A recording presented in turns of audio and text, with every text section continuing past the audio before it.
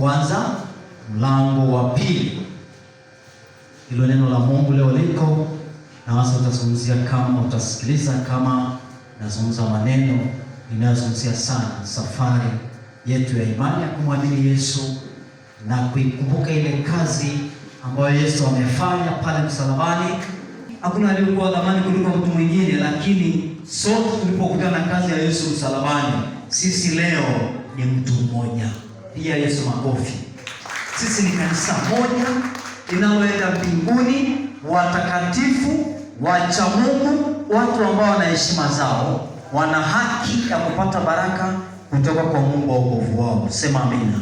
Kwa hiyo tunapo mbele yako iko hapa. Hii ni ile kazi ambayo imekusababisha wewe kupona magonjwa, kufunguliwa kutoka nguvu za giza, kufunguliwa kutoka pepo, kufunguliwa kutoka ushirikina, kufunguliwa kutoka uchawi, kufunguliwa kutoka mizimu, mateso na mizigo, zaidi ya yote na dhambi. Kazi ya Yesu pale msalabani. Piga Yesu makofi.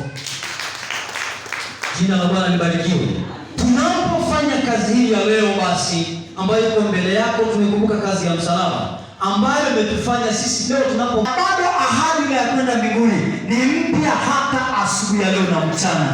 Piga Yesu makofi. Hiyo kazi ya Yesu ni